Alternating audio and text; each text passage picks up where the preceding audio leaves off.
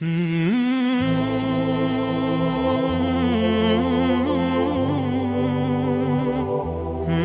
assalamualaikum warahmatullahi wabarakatuh.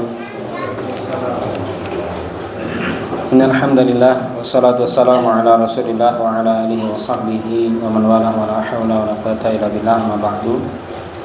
Bapak Ibu jamaah yang dirahmati Allah Subhanahu wa taala, alhamdulillah kita telah dimudahkan oleh Allah Subhanahu wa taala untuk mendirikan salat Isya secara berjamaah, yang mana pahala dari mendirikan salat Isya secara berjamaah adalah laksana atau seperti kita mendirikan salat di malam hari separuh malam.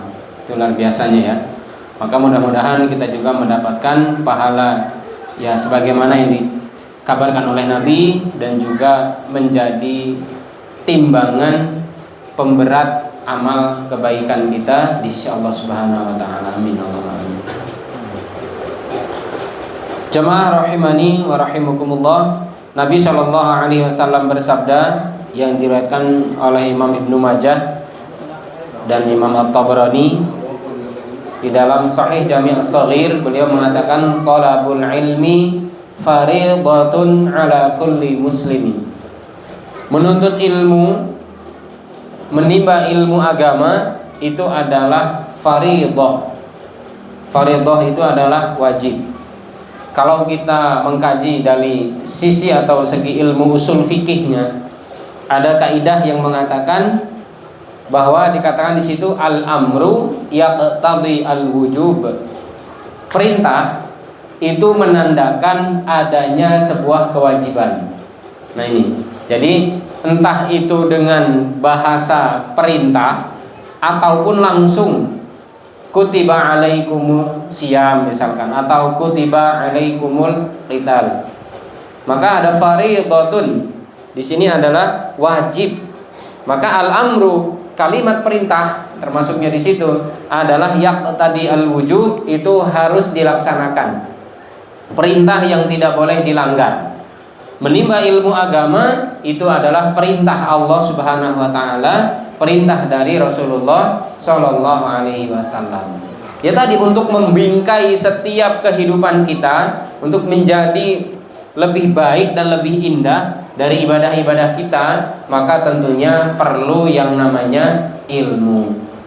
Bukan hanya penghias, akan tetapi justru itu malah menjadi motornya, penggerak untuk setiap amalan-amalan kita. Bisa jadi di antara kita, di antara kaum muslimin, mereka ini mungkin enggan, atau bahkan ada yang hanya mencukupkan ibadah wajib saja tanpa menyentuh atau melakukan ibadah sunnah. Karena apa? Belum tahu, belum paham ilmunya.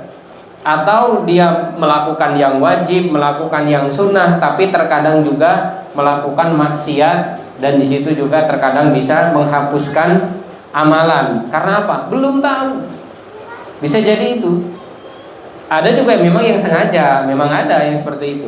Nah, maka ilmu ini sangat penting sekali, sehingga Nabi mewanti-wanti wajib bagi kita semuanya untuk menimba ilmu agama. Tadi jelaskan oleh Ibnu Hajar Al-Asqalani bahwasanya ilmu yang dimaksud oleh Allah yang minta ditambah itu adalah ilmu agama. Kalau ilmu dunia, ya sudah, itu cukuplah insya Allah ya untuk menegakkan kemaslahatan kehidupan kita. Maka kata Nabi, in kana syai'an min umuri dunyakum fasya'nukum bihi.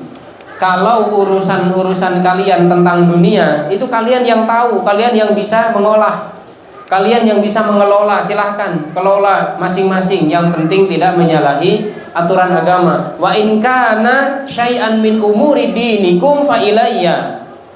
Kalau kalian mau berbicara, mau melakukan satu perbuatan yang di situ hal itu menyinggung atau bahkan mungkin berkenaan dengan perkara agama, fa ilayya, kembalikan kepadaku, jangan kepada siapa-siapa. Itu Nabi seperti itu, Bapak Ibu sekalian, tegas. Maka dalam hal ini mari kita bersama-sama untuk introspeksi diri, sejauh mana semangat kita di dalam menimba ilmu. Kalau misalkan kita rutin ya sudah di malam Sabtu, kemudian ditambah lagi malam Kamis masih Pak ya? untuk tahsin ya. Kalaupun memang sebenarnya fardu kifayah, akan tetapi membaca Quran dengan tajwid itu fardu ain. Belajar tajwid artinya belajar hukum ikhfa, hukum idgham, kemudian ikhfa syafawi, misalkan idhar syafawi, qalqalah, yang lain lah. Itu memang fardu kifayah. Sekelompok sudah melakukan, artinya dalam satu kelompok beberapa orang melakukan, kita gugur kewajiban. Tapi membaca Quran dengan tajwid wajib. Kalau tidak dengan tajwid dan kemudian juga salah kaprah lagi, kemudian juga tidak mau belajar, dosa Bapak Ibu sekalian, dosa.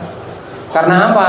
Kita bukan membaca yang lain, melainkan yaitu kitabullah. Kita ini berhadapan dengan kalam Allah Subhanahu wa ta'ala. Maka ilmu itu ada dua klasifikasi, ada dua pengelompokan. Ada ilmu yang fardu ain, ada ilmu yang fardu kifayah. Apa saja ilmu yang fardu ain? Ilmu tauhid, ilmu akidah, wajib ini. Maka saya pribadi memang juga ya sangat suka dengan pembahasan kajian-kajian akidah, baik akidah yang mungkin dikaji oleh ulama-ulama terdahulu, ulama salaf, maupun kontemporer yang banyak sekali penyimpangan sekarang, maka perlu kita kuatkan. Akidah ini memang pijakan, seolah-olah atau ibarat kepala ya bagi seluruh tubuh kita, itu akidah. Wajib kita pelajari, jangan boleh ditinggalkan atau jangan kemudian disisihkan.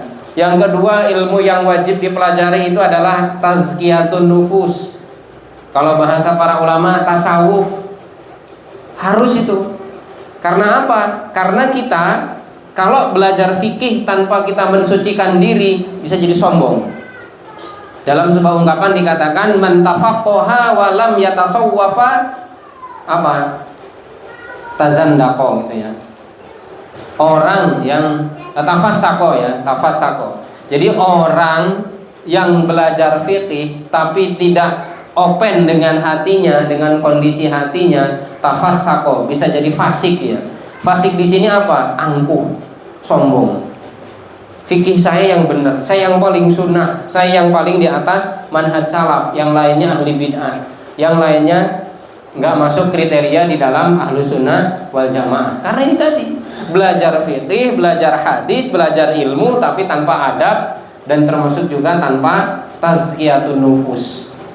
Tidak mentasfiyah, tidak mensucikan jiwanya dulu. Tapi juga bisa man tasawwafa walam yatafaqqaha ya. Tapi dia belajar tasawuf saja, kemudian tapi dia tidak belajar ilmu fikih, bisa jadi zindiq, bisa jadi orang zindiq. Maka ya semuanya dipelajari. Akidah wajib, tazkiyah wajib, kemudian yang ketiga adab dan akhlak, ini juga wajib. Mengapa demikian? Orang yang tidak memiliki adab ketika menimba ilmu, maka ilmunya tidak barokah. Mengapa sampai sekarang 4 imam madhab itu selalu dikenang Bapak Ibu sekalian? Ada Imam Nu'man bin Thabit rahimahullah ta'ala atau dikenal Abi Hanifah. Ada Imam Malik bin Anas rahimahullah ta'ala, Imam Malik. Kemudian Imam Muhammad bin Idris Asy-Syafi'i, itu Imam Syafi'i. Kemudian Imam Ahmad bin Hanbal, Imam Ahmad atau Hambali. Mengapa mereka ini sebagai bintang-bintangnya dalam dunia keilmuan bagi kaum muslimin? Karena apa? Barokah ilmunya, adabnya kepada gurunya benar-benar dipakai, maka wajib kita. Maka Syekh Naqib Al-Atas ya, Dr. Naqib Al-Atas itu beliau membuat satu buku, bahasanya dengan bahasa Inggris tapi ya, Loss of Adab gitu ya. Jadi kehilangan adab. Jadi sudah hilang adab di dalam pendirian para santri, para tulab, para penimba ilmu, sehingga yang keluar bukan ilmu, akan tetapi apa? Ya hanya pengetahuan saja, maklumat, bukan ilmu, bukan hikmah. Sehingga gampang menyalahkan saudaranya, gampang menuduh saudaranya tidak di atas manhaj kebenaran. Nah itu karena apa? Nggak pakai adab, tanpa bisa menghargai yang lainnya. Kemudian yang keempat, fikih. Ini malam ini sebenarnya mengganti Ustaz Faisal, fikih ya, Umdatul Ahkam. Saya kuliah juga itu materinya, kuliah di Mesir ya, online. Itu ya Umdatul Ahkam juga syaratnya ya. Yaitu fikih, lebih kepada hukum-hukum ya, hukum-hukum fikih yang kita dapatkan dalam keseharian, kemudian penting untuk kita kaji. Makanya jangan banyak absennya. Karena apa? 4 ini penting Bapak Ibu sekalian. Akidah, tazkiyah, adab, fikih itu penting. Yang lainnya fardu kifayah. Kalau mau hebat berarti bagus. Belajar ulumul Quran, belajar ulumul hadis, ini hadis sahih, ini hadis lemah, dhaif, ini hadis maudhu, palsu, ini sanadnya munqati, ini sanadnya mursal, ini sanadnya misalkan mauquf misalnya statusnya, atau maktu, mantuk gitu ya. Nah itu ulumul hadis, kita nggak wajib, malah mungkin jeleput hewe malah mau dipelajari umat ilmu nahwu sorof. Tapi bagus kalau bisa nahwu sorof, kita bisa baca kitab sebagai ilmu alat pembuka supaya kita memahami Al-Quran dan As-Sunnah itu ya bahasa Arab. Tapi memang tidak diwajibkan oleh para ulama. Artinya tidak wajib ain. Kalau nggak belajar bahasa Arab dosa ya enggak. Karena apa? Ada yang ahli-ahli memang. Loh, kita aku tak simai wae. Ngajine ngaji simai, ngrungokke gitu ya. Kita mendengarkan saja. Ya nggak apa-apa, nggak masalah. Jadi ada 2, fardu ain, ada fardu kifayah. Jamaah rahimani wa rahimakumullah, maka untuk nambah semangat lagi kita harus tahu keutamaan ilmu dan ulama dan keutamaan penuntut ilmu. Di dalam surah Al-Mujadilah ini sering sekali disampaikan oleh para dai. Bahkan rata-rata kalau ada kontes dai itu biasanya selalu membawa ayat ini ya, surat Al-Mujadilah, surat yang ke-58 ayat yang ke-11. Kata Allah Subhanahu wa taala, a'udzubillahi minasyaitonirrajim, yarfa'illahu alladhina amanu minkum walladzina utul ilma darajat wallahu bima ta'maluna khabir. Allah akan mengangkat derajat orang-orang beriman di antara kalian dan orang-orang yang berilmu atau diberi pengetahuan beberapa derajat. Wallahu bima ta'maluna khabir, dan Allah Maha mengetahui apa yang kamu kerjakan. Berkaitan dengan pengangkatan orang-orang berilmu, Bapak Ibu sekalian, kata Abdullah bin Abbas radhiyallahu anhuma bahwa beliau mengatakan kemuliaan ya, darajat ma bainal ulama wal mu'minin ya, derajat ya antara orang-orang beriman tapi berilmu dibandingkan dengan orang-orang beriman saja belum berilmu, itu derajatnya adalah jaraknya ya, jaraknya itu adalah 500 kali lipat di surganya nanti. Ada yang mengatakan kalau Ibnu Mas'ud itu 700 kali lipat.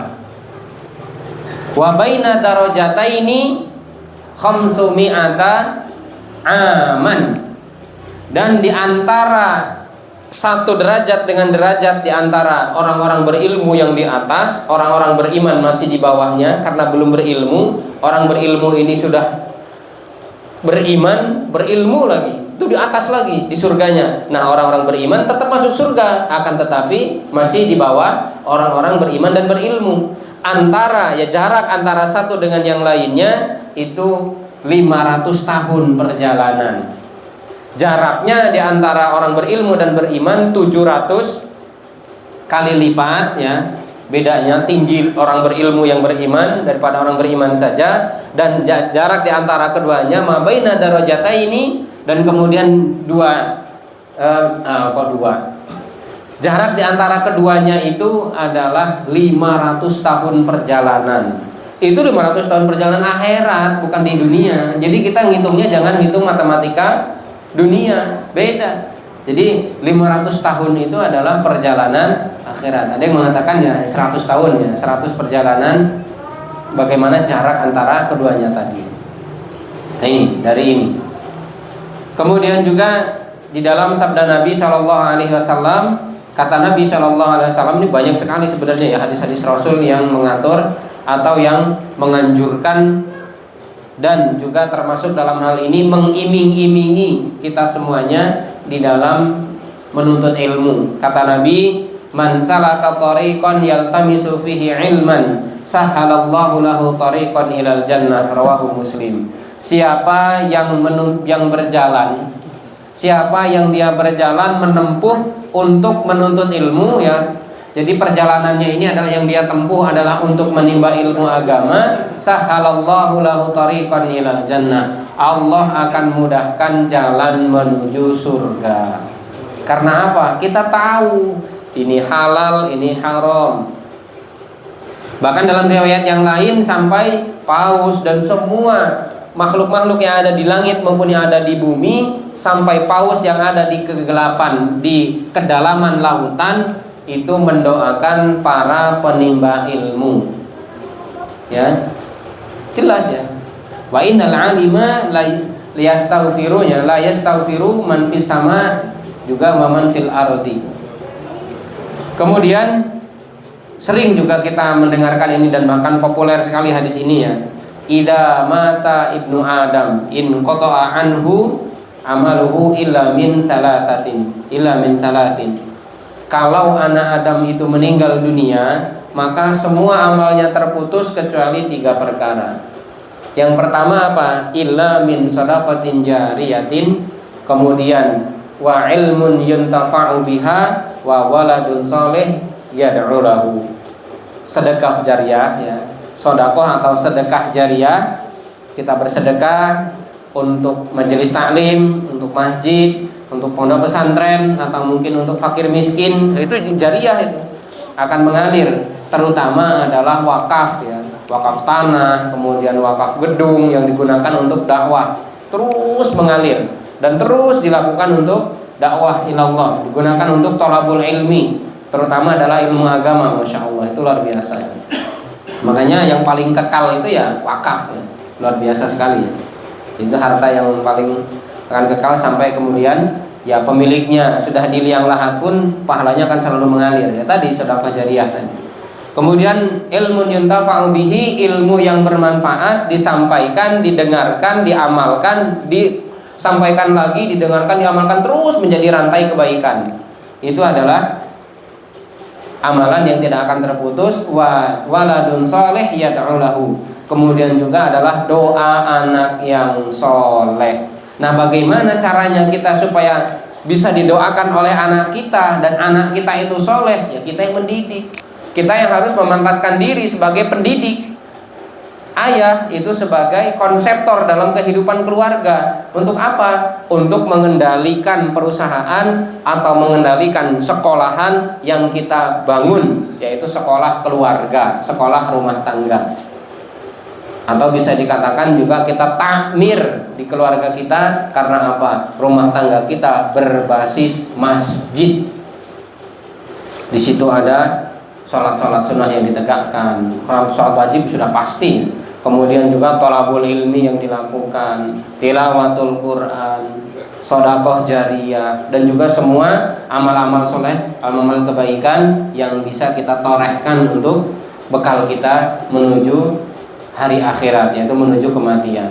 Wallahu a'lam bishawab. Bapak Ibu jamaah rahimani wa rahimakumullah, sebenarnya banyak sekali ya dalil-dalil yang di sini menegaskan dan bahkan mengiming-imingi, baik dari Quran, sunnah Nabi, atau perkataan-perkataan para ulama, sahabat, tabi'in, tabi'ut tabi'in, yang mereka betul-betul sudah merasakan bagaimana manisnya menjadi orang-orang yang berilmu, indahnya memahami kalam Allah Subhanahu wa taala dan juga hadis Rasulullah sallallahu alaihi wasallam serta ilmu agama. Saya kembalikan kepada pembahasan. Ya, boleh, silakan. Wallahu a'lam bishawab. Silakan kalau ada pertanyaan dari Bapak Ibu sekalian kaitannya dengan materi boleh, atau mungkin materi yang lain, pertanyaan yang lain yang mungkin ada hal yang mau ditanyakan. Bapak-bapak ada pertanyaan? Cukup? Alhamdulillah. Ibu-ibu?